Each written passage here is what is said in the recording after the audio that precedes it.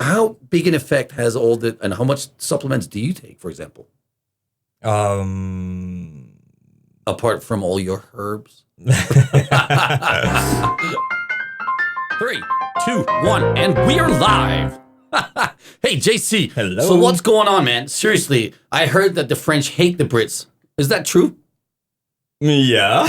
What? No, I mean it is. That's a really good question actually. It's because of history. Napoleon. I was not back in the days. I was not ready to answer that question. I thought it was about fitness, but No. Well, it's kind of like connected with fitness somehow, Somehow. Because dumbfounded media Paul Ballard, he's British, yeah. so he's probably gonna want to I really see, know I the see. answer to this I question. I thought you wanted to talk about football or soccer. No. But it's actually due to history.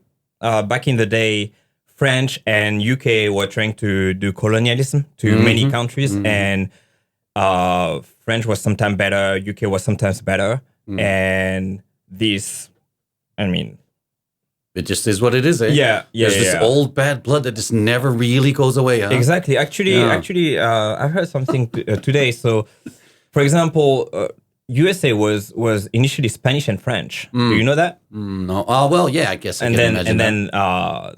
UK came, and for example, New York was called Nouvelle Angoulême, New Angoulême, which is a French city, and then they named it Well, New they York. did give, New York, the Statue of Liberty and stuff like but that. now it's like full Britain. But it's really interesting because we went to New Orleans together, Yeah. and you can see there's a French Oh, yeah, the French influence. quarters, But yeah. actually, all this. So there is a kind of how do I say? The middle part belt. of USA was actually French, and the side was from UK, and then it was like fighting back and forth. So it kind of brings up for another question, and we're talking about fitness today, actually. So Hi. I have a mission in life to do what I consider sustainable fitness. Yes. Recently, I came out with a book that says how to move your body to 100 years old, or at least how to get to 100 while moving your own body and your own, powers and stuff like that, which I feel really important. So I'm all about sustainable fitness, but I'm also a little bit older. I'll give you guys a little bit of background if you don't know who I am. It's like 48 years old now, just turned 48. Yeah.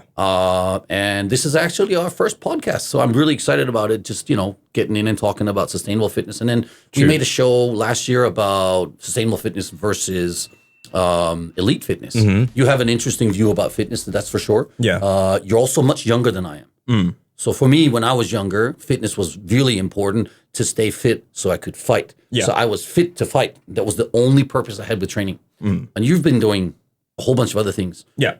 So let's start off with just like getting a little background check on who you actually are and what you're doing here in Tokyo. Actually, so I'm JC. First of all, I started my. JC, Fitness. you should just be like JC, and then everyone should just know who you are. You want the full name? The full name is Jean Christophe. Oh, it's so French. It's a really cool name, by the way. Yeah. I started my fitness journey. Actually, I started with karate. Oh, Yeah, that's why I'm the master. exactly. but it was a big thing back in the day in the 90s Yeah. in France. Like karate and judo were the only thing you were practicing. Wow, Yeah. interesting. Why did the karate boom come to France? You want to know? Yeah, I do, History actually. again. Actually, so France was a test country for Japanese products. Okay, so Japanese people were believing that if something is working in France, it will work in Europe. So that's why we had all of the products such as manga, Because anime. there's a huge following of manga and anime in It France. was actually anime is really hard to produce, so we need to buy something really cheap. And anime such as Dragon Ball or City Hunter were really cheap to buy. Now it was really cheap also to translate. Okay, so we had a lot of also Super Sentai. Do you know Super Sentai? Power Ranger, this type of things. Yeah. That's one of the reasons Power Ranger came to USA actually. And then We were talking about karate though. How did karate it come was to Japan? it was It's also so, through so that. we had all of those products. So technically, I'm telling you about my generation. We were seeing TV and we were thinking university or high school is Japan. And everyone was practicing karate, judo, and then you had like all of those fighting anime with Dragon Ball, Sento Seiya, those type of thing. Interesting. So I've actually been, because I used to host a show for NHK World called Imagination for like 7 years. Unfortunately, last year they cut the show because of the Olympics, and now the Olympics never came, so I kind of got stiffed on that one. Anyway, yeah. So I went to I've done two things in France actually, in Paris. One of them was a martial arts event, and it's a huge thing. It's a martial arts festival where they have all different kinds of martial arts. They come in and they do demonstrations, and they do big flashy light shows, and they're chopping baseball bats with their hands and kicking them with their feet and stuff like that. And then they are demonstrating all the martial arts, and it's really beautiful. It's like a 2-3 day thing. It's like this big expo for martial arts. And then also I've done a TV show in Paris about the what is that called? The Manga Expo or something like Japan that. Expo? Japan Expo, yeah. Japan Expo is super popular. That's in huge. France. I mean, you have the Palais de Tokyo, like Tokyo Palace. It's like Japan and France has 300,000 people come in for that show, I think. Probably. Over 3 days now. And it's like half of them are cosplayers. Like it's crazy. Japan has a really big influence on French people. Okay, so now I know why karate came to France, but that has got nothing to do with your fitness and your history. My so after fitness. karate, what happened there? But I studied karate. I didn't know exactly. I was really young, like six years old. I didn't know the difference between judo and karate back in the day. So I went to a dojo, and so you could have been judo without knowing it. Exactly. I studied judo. Then I was seeing the karate class, so I studied karate because I wanted to practice. Nice. And then I saw people doing taekwondo, and I saw all of the tricks that we're doing. Yeah. And instead of doing taekwondo, I did gymnastic. Wow. Okay. Yeah, to be safe. To be in a safe. Well, that's because that's really safe to do gymnastics. Yeah. Yeah. And I wanted to do more actually because after that, I went to gymnastic and on the side I was doing capoeira, and I just it's just. Right. Do you remember Mark Dacascos? Who? Mark Dacascos? No. You don't remember? Oh, why would I remember him? He was a big action movie star back in the day. I think he's Filipino. No, I don't know him. You don't know him? No, unfortunately. Anyway, let's get back on topic here, right? So then, at what point do you come to Japan? So I was living in New York. Then I lived in Canada, Toronto, and then I had an acting agency back in the day in Toronto, and they said, "We want you to be on the next play of Oliver Twist for 1 year. So you're gonna have 1 year contract, but you need to get out of the country until you get your next visa, because that's how it's working in Canada." And then I went back to France, and I said, why shouldn't I do like a working holiday visa during this time? And I came to Japan, and then finally the show got canceled and I stayed here.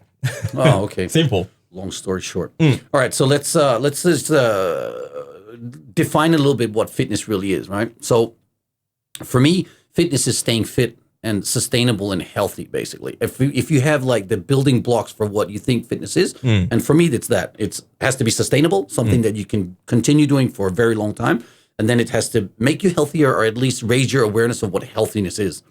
And then it has to be also fun, right? So for me, that profile works for CrossFit. Just randomly, it works for me. But then when you hear the word fitness, it's mostly associated with, bikini models or nowadays. Yeah, well, it's like nowadays. People who stand on a stage and pose for the art of what they call fitness. For me, it's completely useless, because it's not sustainable, and it's not very fun. Maybe that posing on stage and winning a trophy that day might be fun, but I know how hard it is to diet down for all this and get all crazy, and then suddenly people are using steroids. And to be honest, man, you look completely jacked up, man. So how much steroids do you use? 0. No, but it's a good question, right? Yeah. Because you look jacked up, people look at you and they must be judging you. You must be getting this question all the time. And why is it that you can look at the physique that you have and not be jacked up? Because I choose to do fitness in a safe way, but long term. I think we don't disagree on the sustainable part. And I guess when you met me 5 years ago, 6 years ago, right? I was pretty much the same Pretty much exactly what Pretty you look much, like now. You and- look back then. And lately, I was showing my pictures like probably when I was 25. I'm 36 now, so 10 years ago, and they say you're almost the same. Yeah. Which means that if I was on steroid, I would be like 10 years on steroid nonstop without like off moment. Yeah. This is something you need to accept. If people are telling you you're taking steroids, you need to accept it. It's a compliment actually. You look good and you look good all year around. And then you were talking just before about bikini models or something like that. Yeah, bikini models like And there is best a bodies. In Japan they have this thing called the Best Body Japan, and it's like it's completely because I see these people and they call themselves fit, and they're very like, how do you say, they're very vain, and they're very like, hey, this is how I look and this is fitness, but they only look like that for one day. And it takes them at least 4 to 6 weeks to diet up for that one day. So the thing is, those people are actually creating the ego based on what they're looking like. Yeah. They don't base their ego on their knowledge or what they did in life or the thing they achieved back in the day. So, and the second problem is you have the what I call the pretty paralysis. Paralysis? Do you say that? Don't know. Like they're paralyzed. It's a really big word. I don't use big words. Okay. they're kind of frozen about the image they gave on stage. So now you have a super good image on stage, and then you have to chase the same image that you had on stage the whole time. And my psychology is different. Meaning is I want to be, I don't know how you want to call it, but ripped or jacked or good looking all year long. This is probably the difference between someone that will be attracted to steroid and someone that is like me and just like taking care of food, diet, but also herbs. I'm using a lot of herbs. Yeah. Let's talk about those herbs. Yeah. I mean, what do you take for supplements? For example, I'm just drinking green tea now because my brother told me about 5 years ago. He's like, Nick, you need to start drinking green tea. And I was like, why? And he's like, dude, if you don't know why, just go and ask Google, your best friend, and Google will tell you all about green tea, right? I'm taking maca, I'm taking ashwagandha, I'm taking shilajit, all those type of herbs that are actually Say raising that slowly again. So the maca, and then what else? maca, What is ashwagandha, maca? Ashwagandha. astragalus, Astragalus. shilajit. Shilajit. So maca is a Peruvian. like 4 different drugs right It's there. a Peruvian root. Actually, it's not a plant, but it's a root, and it's called the Mexican Viagra Nice. because you have so much like vitamins and minerals inside that your free testosterone is going up. Okay. Now the difference between someone taking steroid and those herb is steroid will raise your total testosterone. You have 2 types of testosterone in your body. Your free testosterone is different. Is your libido, like your desire for someone and everything. But you can still take this at your advantage. It's an interesting question. So, I mean, and this is probably most guys, when we're younger, we masturbate a lot. Yeah. And so the act of masturbating, does that release more like testosterone, or does it take testosterone away from you? Because I always thought that if you like, ejaculated, and then after, like, the body's like in a what do you call it, deficit, and it has to like produce more. So if you masturbate a lot, would that, generally speaking, raise your testosterone levels? Depends of your free testosterone. Yeah. If you have a low free testosterone, but let me tell you, having a low free testosterone doesn't mean you're sick or anything like that. It just means that you have a lack of sleep, or you don't eat well, you're smoking a lot, you are drinking a lot, you have a lot of stress in life, your free testosterone is going down. So we are, as men, everyone is facing the moment where you can't go up, right? No. Oh, Never okay. happened. Okay. But the reason why is because your free testosterone is low. Now, if you have depression or something like that, it's probably your total testosterone. If you're constantly depressed and everything. Yeah. So actually, it's really interesting because so many people are depressed. For example, France is the number one consumer of antidepressant. Wow. Yeah. Antidepressants. Some people go on TRT, testosterone replacement therapy, and they just the quality of life is getting better suddenly. Yeah, They're not yeah. depressed anymore. It's Well, I just, mean, also naturally, your testosterone levels go down the older you get, right? Yeah. So it's Yeah, also yeah. dependent on your age, right? it does. You know, I just turned 48. I don't feel like I'm 48, but that's also probably a product because I'm also constantly also working out. I wanted to ask you what your favorite thing about Japan is actually. My favorite thing about Japan? What's like, I mean, you're here. Why do you choose Japan to be your base?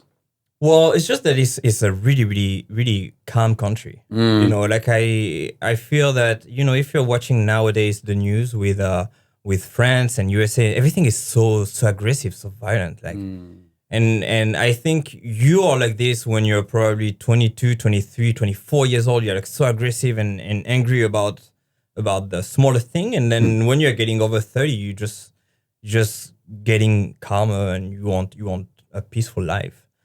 Japan is really great for that. Yeah, interesting.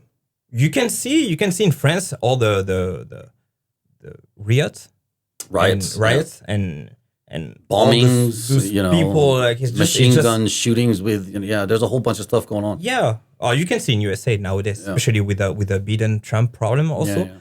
Yeah. Would I feel comfortable with that? Absolutely not. Is there anything you like just don't understand about Japan? Just one thing where you go, what the fuck is that? Not really, because you know I'm still learning a lot. You know, the when I came in Japan, the first thing I didn't understand is how they can speak, they can talk to each other without without the same communication. Because you know, like French people and Japanese people are completely opposite. We talk about everything, our emotion, our anger, and we debate about everything. And in Japan, they don't really like to have a debate. And actually having a debate, because you know it's really aggressive, a debate in France, and in Japan, debate is accepting the other one position. You know, and I think it's included into a Japanese language, and I don't necessarily speak Japanese a lot, but I studied the psychology behind the language, which is called semantic. And I think that when you're going into a country, the most respectful thing you can do is to respect the semantic. Because if I hear some Japanese people saying like "kusei" or "yabe" or something like that, it's not really like the way a Japanese would expect me to speak, right? Right. But that's how any young people that want to be in are trying to do. And if you kind of respect those rules, then you understand a little bit more about the cultural background of Japanese people. And it's the same if you're going to. And so this is one of the USA. things that you just don't understand about the Japanese. No, Why I they're not didn't openly doing discussions and stuff, and why they're not really addressing the problems. Yeah, I didn't understand that first, and then I understood that they have this dimension about respect that we I don't say we don't have it. I say we don't really understand it when we don't speak the language. Interesting. So yeah, I mean, I've been here this March coming up. It's going to be on the March 27th. I arrived exactly 30 years ago in Japan, and I've pretty much been here since then. I picked up Japanese language within about a year. I had like normal, like conversational level Japanese skills and stuff like that, and it totally changed my perception of what Japan is and everything. But I was also stuck in a dojo. Okay. And stuck in a dojo, not stuck in a dojo, that's the wrong words. I was in a dojo living there, and I was trying to blend in. I was trying to be as Japanese as I could be, because I thought that would be like the easier way to just like be integrated into the dojo. And the dojo environment was very harsh. It was very like us versus them in the beginning. And then when I started speaking Japanese and could communicate with my senpai and also communicate with my kohai, even when we had like, you know, there was dinners or parties or there was mostly just training, but you know, in training we're trying to beat the crap out of each other basically. Yeah. But also another acceptance for me was, you know, to get strong enough to stand up for myself. And I ended up becoming the strongest in the dojo during that period of time. And so just for that fact, I was like completely accepted. So and then I felt like I had found this second home, and like as a country and as a people and everything. And so I ended up getting married to a Japanese. We were together for almost 20 years, got divorced, and then I jumped straight into another relationship with a Japanese girl, and that lasted for almost 8 years. And then, like last year, it's mind blowing. And I break up, and really within a very short period of time, I find a Colombian American girl who's grown up in Japan. She's fluent in Japanese and English, and so she's also not just bilingual but bicultural. And so now suddenly we have these two massive things that we connect on. It's like she understands the Japanese culture, and she understands also the Western culture, and I'm the same. And it was like literally like it was like walking into a home again, like what I feel like is a home. Like just being with her and like experience life with her was amazing. I fell in love like that instantly. Okay. And it was just like, it was like we'd been together before. It was almost like we'd known each other from a different time period or something. Yeah. And so went like literally within 3 months, I'd already proposed. And I walk unafraid into this relationship, and it's just because it is so different. It is like I spent the last almost 3 decades of my life trying to integrate myself so hardly into the Japanese culture that I lost control of who I was and what I really actually valued as a human. And it's kind of really cool for me. And I really like to share this story because YouTube opened up for that door to give me opportunities again. Yeah. Because last year when, everything was locked down and stuff like that, I had this fantastic opportunity to immerse myself into YouTube.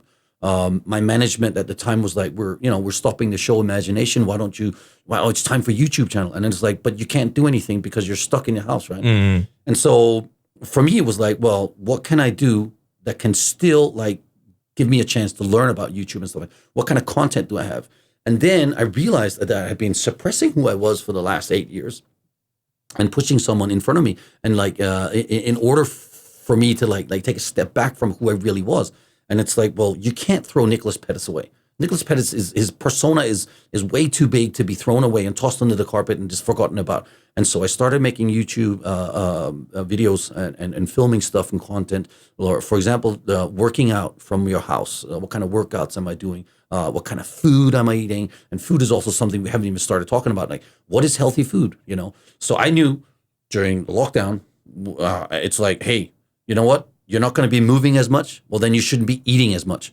And so I went the other way. I went aggressively in on weight loss. So I was 170 kilos at the time. And then when we opened up the doors and opened up the gym again, I was down to 94 kilos like that. So I lost over 10 kilos during that time. And I was just immersing myself into that world. And then I started making an audiobook. Also something that you guys should definitely check out. And the audiobook was about the first 3 years in Japan where I just came and was here as an uchideshi. Yeah. But I'm got a little bit sidetracked talking about myself. I love talking about myself. It's not because I'm like you're talking and I'm still thinking about what happened in your previous relationship and what happened, why you fell in love so quickly and got engaged so quickly. And I think any man wants to have only two things in a relationship. Mm-hmm. And that's probably what is missing nowadays with, I don't know if it's about women or if it's a new type of generation due to social media and everything like that, is communication and cooperation. Yeah. You found that probably with your girl, and then you can have a great communication, but if you don't have cooperation, it doesn't work. Yeah. You can talk, you can debate. It's going to be debate. Mm-hmm. Yes, I want this. No, I want that. Yes, I want this. And then at one point, both of you guys need to cooperate. Mm. And that's how it's working. Mm. And from my experience, I mean, we talked about it and we have a little bit of the same type of personality or behavior. Yeah. It was communication, okay, but it's not cooperative. Mm. Like if you don't have the cooperation, it doesn't work. And then I think we are different, but I think there is a part of us that is similar. Is we are still trying. We believe that someone might change, but if someone is not ready to cooperate, it's useless. Yeah, I mean, for me, it was pretty simple. Like when I was married, I was too busy with myself.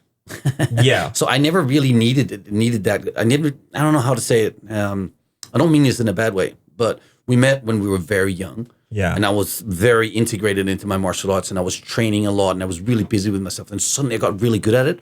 And suddenly I started like winning tournaments. And then, before I knew it, I had a kid. And then we'd been living together for a while. And then I got a professional fighting career. And all this first 15 years that we were together, I really only thought about myself.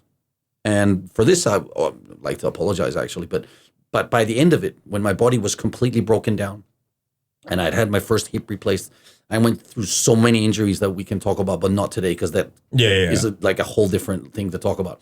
But at the end of it, when everything slowed down and I had pretty much just like lost everything, and I stood, down in the garage, not a house, but in an apartment block, and I was looking at my Harley Davidson thinking, this is it, man.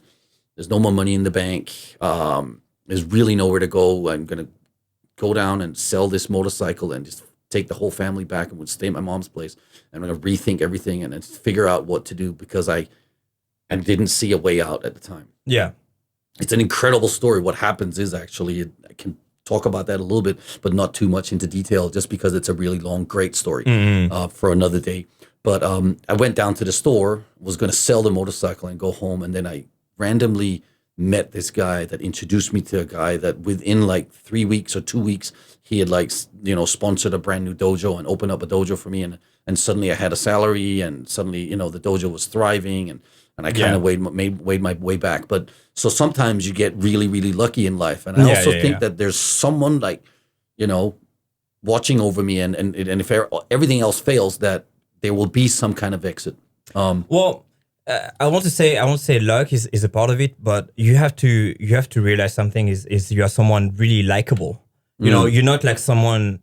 I don't want to say any bad word, but you're not an asshole. Something. Oh. You can say asshole. It's okay. I don't say it. But you're not something like that. And the simple fact that you're likable is bringing you some other stuff. You can see at the box, the fact that you're likable makes you having like being a coach with charisma, and people wants to see Nick. People wants to work out with Nick. Yeah.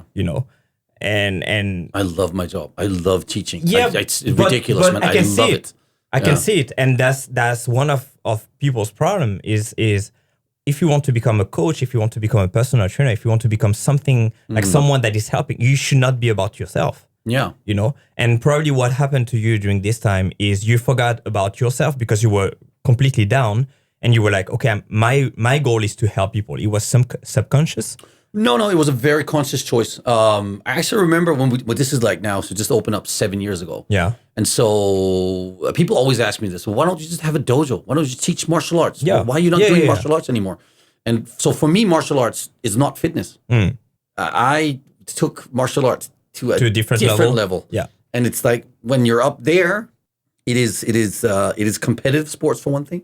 It went from competitive sports to professional sports. And so these two things are completely not sustainable for one thing. And they're not even that enjoyable. I ended up just doing it because I was making a lot of money on it in K1 and stuff. But then when the body breaks down, because it's not sustainable, well, then I also can't, support my family. Yeah. But by finding CrossFit, it's very similar in like, you can get a feeling of having fought a real fight just through a workout. And this is what I found attractive in the beginning. And then slowly over the last 7 years now, I've been like understanding that, well, it's also easy to like push too hard because I used to have that professional mind athlete, which I just don't think is very healthy, to be honest. Yeah.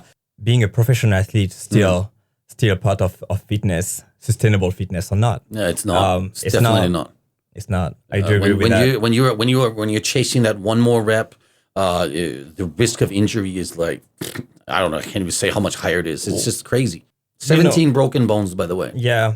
Like I think it's 7 different operations. I'm just thinking nowadays with like MMA and stuff like that. And when your fitness and what you enjoy to do is becoming your business, then you have to take different type of risk, different type of thing. And I don't know. I was watching last time. I told you the McGregor fight, and I saw from the beginning he's not. So he was a father and everything. I mean, he's been a father of 2 kids, and in the beginning of the fight, he's not the same. Yeah. He's a way more humble. His fitness journey is not the same. he was not into it. You know, and it's that's another thing because mentally you burn out. That this undying desire to win, it actually fades. Like when you've done it for 20 to 25 years, it's like you can't always chase that at the same intensity. Yeah. There has to be some kind of human emotion. I can talk about this in my own fights, for example. When I fought Musashi in the final of the 2001 Grand Prix, I was dying to win. Like I really, really wanted to win that fight, and I knew I could. But at this point, did you lose any match, any fight? Yeah, well, if you look at my record, it's half wins by knockout and half losses by knockout. So I either get knocked out or I knock someone out. It's pretty straightforward. Yeah. Of course, I'd lost a lot of fights before that, but I also walked into a fight. But I had a specific grudge against him because he had canceled 2 fights when I had, a newborn baby also that I had to like leave behind and go and train in America. And so I'm really trying to get back at this guy for something that I felt emotional attachment to. And so when you have that desire and when you have that feeling, it's not something you can fake. It's just really, really there. Something that you want so badly. Yeah. And that was a great feeling. He was your nemesis, right? Yes, he sure. Was. And he's coming on the podcast at one point. Oh, really? Yes. Nice. You're going to go back and talk about the old days. Yeah, it's going to be awesome. Fitness. Back then versus now, what does that even mean? What do you think fitness has changed? And this is, again, it comes down to what is fitness? Yeah. Like, really, because I know what I like to do. I actually like to do now lighter weights. Like, I don't want to gain. Like, everyone's talking about the gains, man. You got to get them gains. I don't want to gain anything. I just don't want to get hurt. So lighter weights for me, even dumbbells or body weight exercises. I'm struggling with a bad wrist. So it's been a little bit hard for me to do like, a lot of the gymnastic stuff. I like to do gymnastic stuff. Like bar muscle ups are kind of cool. Like walking on your hands is kind of cool. Yeah. It's just because they're cool things to do, right? But I can't really walk on my hands right now because it hurts too much. And so how did that happen? So, hey, Nick, you're talking about sustainable fitness. What's wrong with you? All right, so I'll tell you what happened. Because it's like one of those like silly stories, but it ties very much up to what we were just talking about. I want to know. Yeah. Is it healthy or not healthy, right? And so that professional mindset of someone was like, yeah, man, I'm chasing that another rep. I want to get that stronger. I want to get a little bit better, right? Yeah. So about 4 years ago, and I think it's 4 years ago now, I was trying to get a PR on my squat clean. Squat clean. There you go. go. So I pulled the barbell at 100. I got 112 kilos, so it was a pretty good, for me, that's a big lift, right? And I put on 115, and I was like, yeah, I think I can get it. So I get the barbell up all over my hip, and I drop onto the barbell, and as I'm catching it, my elbow got stuck on my knee.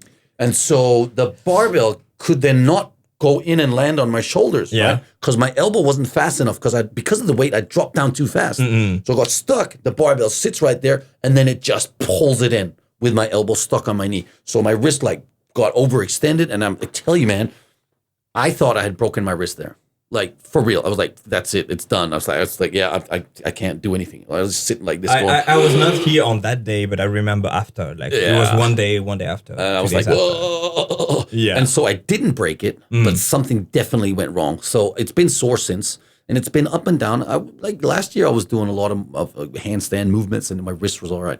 And then recently, this K1 champion comes in and says, "Hey, I want to work out with you, this and that." And he starts off easy, and then he ends up going, "I want to spar you." And I was like, "No, I don't do sparring anymore. I haven't sparred in 10 years. I'm not going to spar a K1 champion right now, right?" His name is Cena, by the way. He fights under 90 kilos. Really nice guy. But so anyway, I ended up really tall too. Yeah, tall, like 190, almost 2 meters. Yeah. And so I ended up holding the pads for him. I gave him a pair of gloves, and I got the small pads, right? And so we went 5 rounds or something like that. It was really fun. I got really excited and caught up in it. Come on, do this, do that. Throw some kicks and all this stuff. And he's like, oh, he was loving it, right? Yeah. And then the next day, my wrist was like same pain again. And that's been like 3 weeks now. So now I'm struggling with this. So there's a real story you have pain for it right now. Yeah. So this is also a part of the old injuries that I'm still dealing with. Yeah. So what do I do to deal with that in a workout, right? So I've been doing a lot of boot camps lately where the weights are much lighter. I can control them all by myself, how much I want to lift. And then like yesterday we did burpees. Okay. So burpees is like that also hurts your wrist, right? Even this just hurts when I'm just doing this with the wrist. But so instead of going down the flat-handed, I went down on my knuckles. So, I'm keeping the wrist straight, but I could still do the burpees and still get through the workout. And I think that when I talk about sustainable fitness, it's really about understanding what it is that works for your body. And if you don't know it, then you should have a great coach that can help you do these things. I haven't really spoken about this anywhere else, but I have a goal. I have a very specific goal with becoming like this fitness guy because we're building an app that people can follow programs in their houses from all over the world, basically. But I would like to be a guy that people look up to for guidance in their 40s, 50s, and 60s. Especially right now during these times, because people are like, if you used to go to the gym and now you can't go to the gym, and so you're going to work out, or you're not going to work out, no, and then you end up sitting more down, or you're not going to the office, and then you're working remotely, and then you start to forget what healthy food looks like. Yeah, you start to forget what good sleep feels like, and then you start to make all these new habits. So you're building all these patterns that are like leading you towards death and destruction, basically. So how do you change it? Well, we know that fit people are not depressed because they get so many endorphins coming out when you're working out, and so it's a massive stress relief, right? And then you also know that when you're working out, your body craves better foods. It's not like, yeah, man, I did that. I did this massive workout. It's like, oh, now I want a burger. No, you don't actually want a burger when you've done a great workout. I don't anyway. So the more I work out, the healthier I eat, or at least the healthier I try to eat. You try. It's important. And then, but people around my age, we also have been around the block for long enough that we also like to drink alcohol. Yeah. And people are afraid to address that they drink alcohol. I love alcohol. I love drinking with my friends. I love drinking with my fiance. I love drinking with family members and getting together, having parties and everything. And I don't think it's going to change. There will be days that I don't drink, but most days I enjoy a couple of drinks or even more. But I still stay fit and healthy, and I can move, and I'm proud to do that. And there are two things that I do to do that. Yeah. One is that I always make sure I get enough sleep. I know that. I know that I have to get enough sleep. Sometimes you want to talk to Nick at at 10 or 11. He's like, no, I'm going to sleep. Yeah, no, I'm not even done. Yeah. When I'm tired, I go to bed. That's it. Yeah. And I know if I have a time to get up the next morning, that then I'll just go to bed earlier. Yeah. And I'm not afraid to do that. I used to be afraid. I used to be really like, when I was playing a lot of video games, you would understand that. Yeah. So I don't play as much video games as I used to. I haven't been playing in a long time, actually. And so that also keeps me from staying up later at night. And then I do one more thing is I'm really conscious of what I eat. I do a couple of things, I'll do intermittent fasting. I'll do longer fasting, not over 24 hours, but I'll do like 24 hours once in a while. And then I also just try to eat really clean. And when I say clean, I say low carbs because it doesn't take a lot of food to sustain me, to be honest, especially if I'm having drinks, because I'm getting a whole bunch of empty calories out of that. And it kind of puts everything on hold, I feel. That's really important. You're saying that empty calories. Yeah. Because... Yeah, I know you hate empty calories. Yeah, I hate it. Cool. Like, what is the goal? I mean, no offense. I don't drink alcohol because I don't like the taste. If I drink alcohol, it's to get tipsy or drunk. That's it. That's the only goal. When you're drinking alcohol and you are adding some calories, like there is something. But this is what would you see? Because you're like a coach, right? I mean, you coach people, you teach people. Okay, I understand it. So the sacrifices you go through to look and feel the way that you do. And for you guys that don't know JC or have seen him actually work out in the box, he's really, really fit. He moves really well. He's really strong, and he definitely looks like he's jacked up. And that's why I guarantee he must get all these different questions about it. I mean, I actually know him for a long time, so I would actually trust his word on it. And he's also got this other thing. This is going really well for you.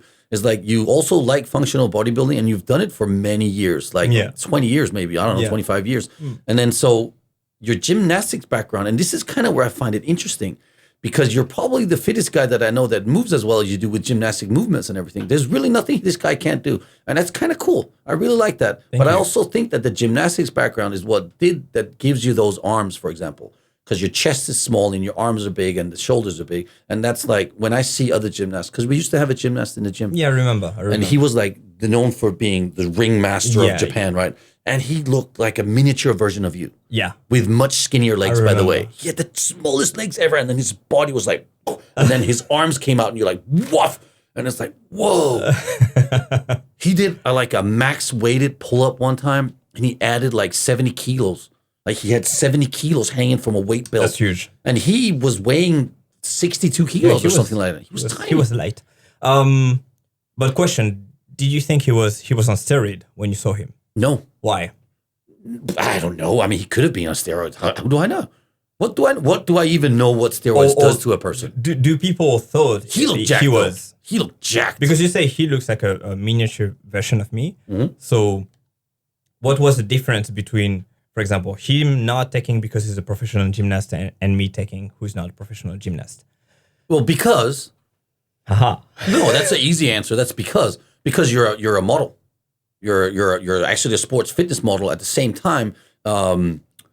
It just seems unbelievable that you can keep this physique for so long. But for him, it's like he has the outlook like, well, he does rings. He's a gymnast. Of course, he's going to look like that. Yeah. Because every time you look at the Olympics and you actually watch gymnastics, that's the only time I watch gymnastics. By the way, it's the Olympics. Well, so when I see this, I was like, yeah, man, they all look like that. They could all be on steroids for all we know. Honestly, there is so much abuse on steroids in any sport. My sport. There are so many questions I want to answer, but one thing about steroids that people need to know is decreasing your good cholesterol and increasing your bad cholesterol. Mm-hmm. One of the consequence effect from it is that your cardio is becoming really, really, really bad. You cannot run. You cannot do like the bike machine. Why is it called performance enhancing drugs? Because it's really good. For example, if you're doing like a power snatch, you're going to take like a strength type of steroid, and then you're going to have the power, you're going to develop your muscle and everything. But when you think about it, gymnasts only use like, what is the longest workout you guys have? 2 minutes? A minute and a half, maybe? Yeah, except when you're doing the floor is a little bit longer because you have to do like the full music. That's interesting because I've been reproached to be a cardio guy. And then there is a paradox between me being the cardio guy and me taking steroids. You know what I mean? Interesting. You don't have. I don't need you to defend if you took steroids or not. I'm not saying. I'm just saying, like, you know, like people are seeing just the image of me or anyone else. Yeah. You know, and then you see the work I'm doing. I mean, you see or someone else is seeing the work I'm doing, and then it doesn't match. So at one point, you need to ask yourself, wait, is it the case or not? You know, it's the same, for example, for fat burner. Any type of dangerous fat burner is making your cardio to raise like super high. What is a dangerous cardio fat burner? What is a dangerous fat burner? Your names? Yeah. Clenbuterol, for example. Clenbuterol? Yeah. Who takes clenbuterol? People that want to be on stage. How effective is it? Well, it's raising your body temperature, so technically you're becoming like super. So if you see somebody sweating all the time, but you cannot run, or you can cramp super easily. Interesting. You have some ways, because I know like back in the day in the Olympics and stuff like that, people are microdosing those type of stuff. Mm-hmm.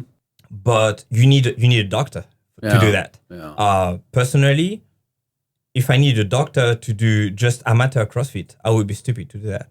Exactly. This is what it all comes down to. So, but there are so many people on steroids, like bodybuilders that are not competing. Yeah, but that's the problem nowadays in fitness, because that's the big word. We are talking about fitness. You want to take the shortcut.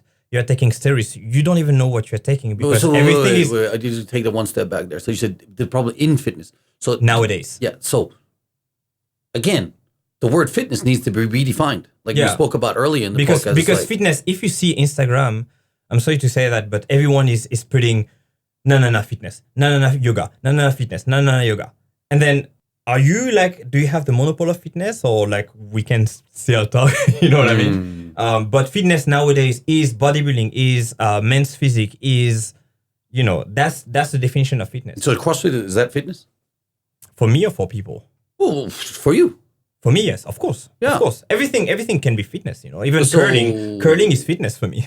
Well, like, it's a skill that you need to work on to reach a certain level. I would kind of like to redefine that if I could. I would actually like to say that it's a sport. And so CrossFit is also, we consider ourselves as the sport of fitness. So, but then the definition then goes back to sport. And CrossFit carved a niche market for ourselves or whatever, by choosing to go for results, tangible results. Yeah. And testing that over a whole array of workouts. For example, what is your 1 rep max in for several different lifts, like the big 3 lifts, Yeah, but- deadlift, press, and back squat, right? For example, so that's one physical test. Yeah. But then what is your fastest 2-kilometer row or your fastest 5-kilometer run? Or what is your, 21:15:9 workout, like Fran, for example, thrusters and pull-ups stuff. So there's this big array, like a workout like Murph, for example. It's massive. you Yeah. know. It can be massive, it can be super short, but Yeah. but we need to understand what is CrossFit. You ask me if CrossFit is fitness. The etymology of the word CrossFit is cross fitness. You take all fitness and you mix it up together. Yeah.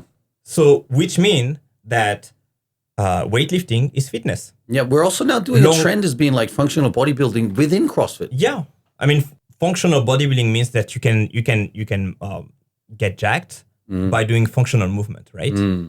Same etymology. For me, when I call someone jacked, that's I think they're on steroids. But there's a lot of steroids in CrossFit. For people who are amateurs, I don't get it.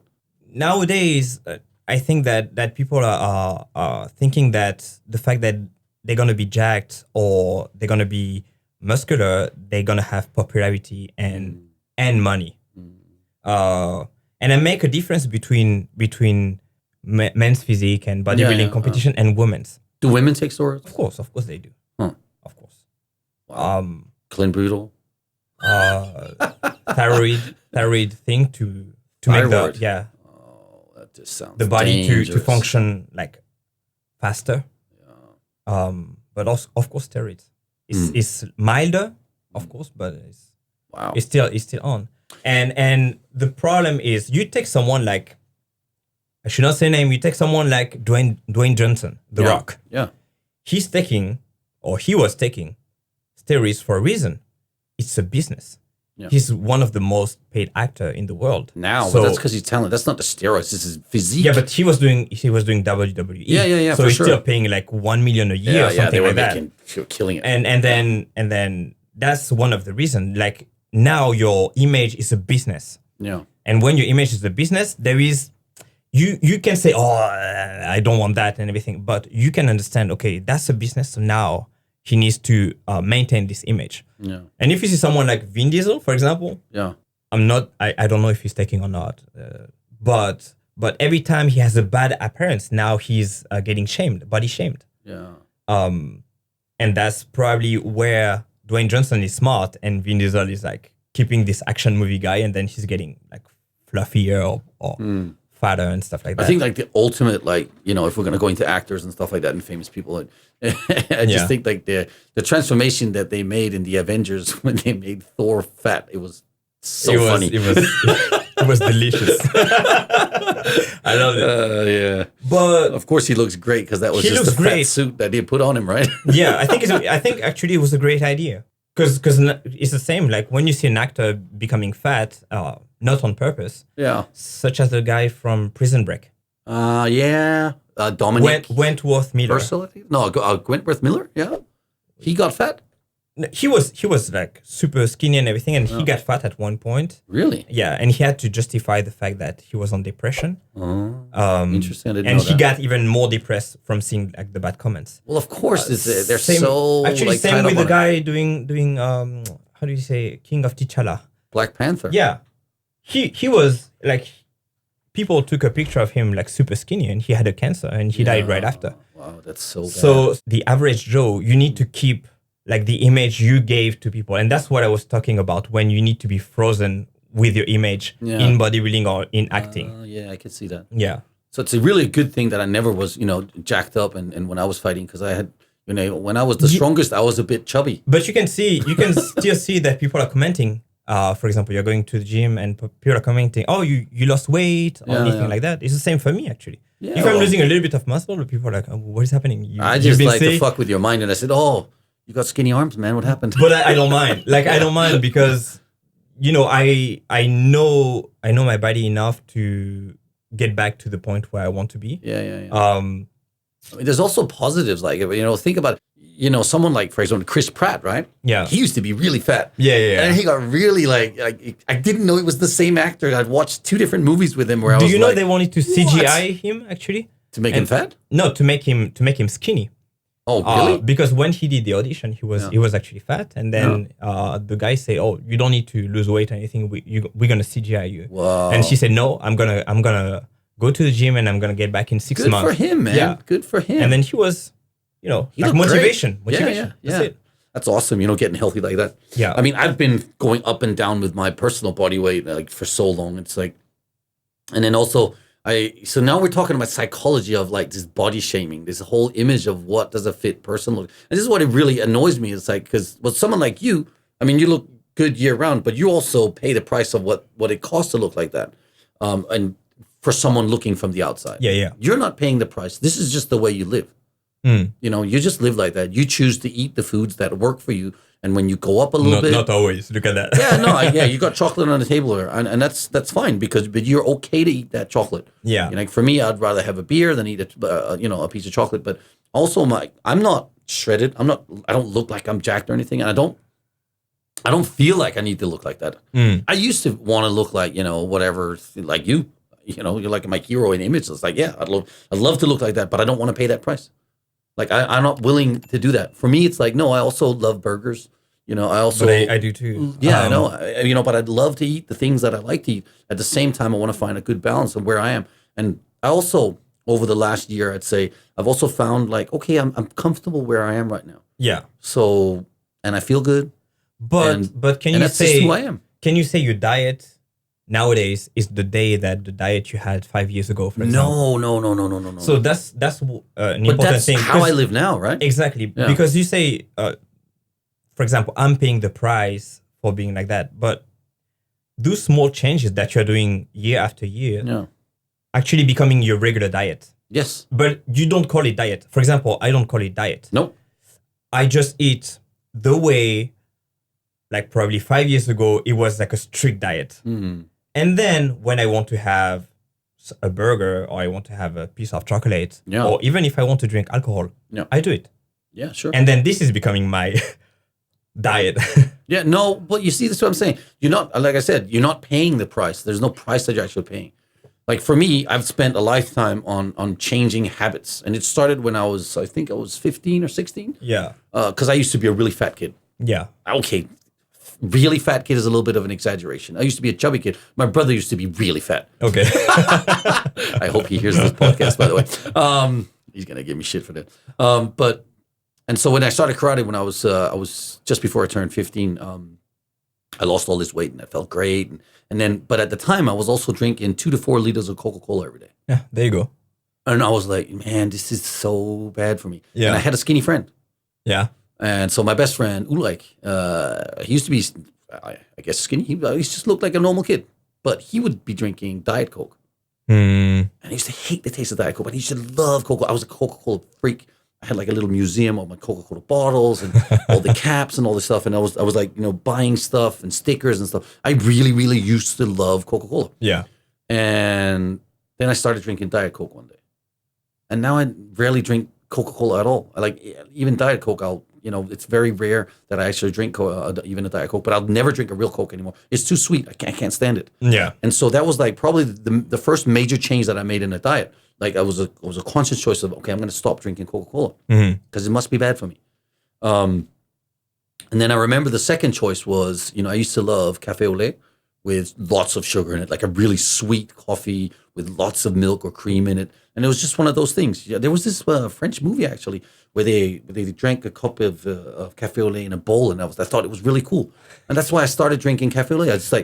I just thought it looked really cool that they were drinking out of a bowl. And then one day I was like, you know what? Maybe I should get rid of the sugar. It's just a small choice. I got rid of the sugar.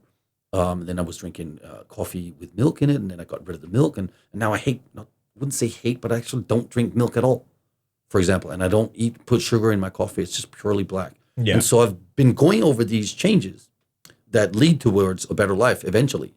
This is why my plan is to get to 100 years. Like if I just once in a while take a little choice and then stick with it. But you see, what you're talking about we're not talking about a diet. No. We're talking about small changes you are doing every day. We're not talking about New Year's resolution. No. We're not talking about from now I'm starting a diet. You're thinking, okay, this is not good for me. This is not good for me. I don't digest that well. and then you're changing step by step, and then that's what I'm doing. Yeah. And the number one mistake people are doing nowadays is, okay, I'm gonna start a diet, and it's like so strict that right after they're binging, Yeah. or they're doing like completely the opposite of the diet. Yeah, exactly. Again, I totally agree. It's just like, so how was I eating before? How am I eating now? Where am I comfortable with how I feel and look now? Because I think it's all about a feeling. I think real fitness is about how you feel in your body. Are you comfortable with yourself? Yeah, yeah. Do you wear clothes where you feel you look comfortable in it? You know, do you need that, you know, Instagram photo of you with a shredded six pack? Well, then go get it. You know, don't sit there and talk about it, but go get it. But for me, Well, that's one of the reasons people are wants to take a shortcut. yeah. They see Instagram and they're like, why I'm not like this? Like you're creating all those toxic type of feelings such as envy, jealousy, those type of thing. And then instead of thinking, okay, I need to work on myself, I need to work on my way to eat long term and everything, they think, okay, I'm gonna take this product, I'm gonna take this steroid. What is the number one supplement? Like, Yeah. you were talking just before about fitness back and Fitness now.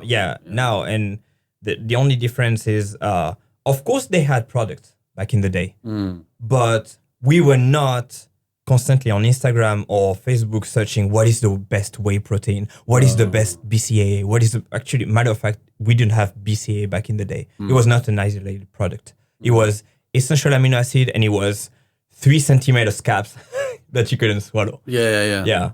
I don't even know what you're talking about right now, to be honest, because chain amino I know acid. I know what that is. Now I know what it is, but honestly, when I was trying to gain weight, because I came to Japan at 72 kilos, and I went from 72 to 102 kilos in 3 years. When I was trying to gain weight, I was eating as much as I could and getting as much. I didn't even know what protein powder was until I came to Japan. Yeah. And then so I never really like bought into that, oh, I need all these supplements. Like, for one thing, when I was younger, I couldn't afford them. And for another thing is I just didn't believe in them. So I'm like one of those guys that it's like I don't take anything, like, for real. Like no protein powders. No, so I never really got into the study of, maybe. So when you say when I ask you what's maca is, I know we spoke about this last year. Yeah. So that's why I actually know what it is, because you told me about it before. But I don't do supplements. Like, maybe I'll take a fish oil once in a while, like, because I have the big bucket in my house, and it's like I forget to take them. I forget to take those supplements and stuff like that. And it's not because I don't want to. It's just I think real food is enough. I perform well. I feel good, and I'm okay with that. Yeah. But some people like swear by multivitamins, and they swear by all these things. It's just like, how big an effect has and how much supplements do you take, for example? Apart from all your herbs? I'm taking, I'm not taking it, but I'm taking vitamin D3. I'm taking vitamin C. But this is, I always have those type of vitamins when I want to boost my immune system.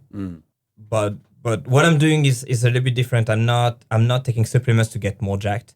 I'm taking supplements because I want my immune system and my digestive system to be at the best. So I'm doing biohacking. Biohacking. Yeah.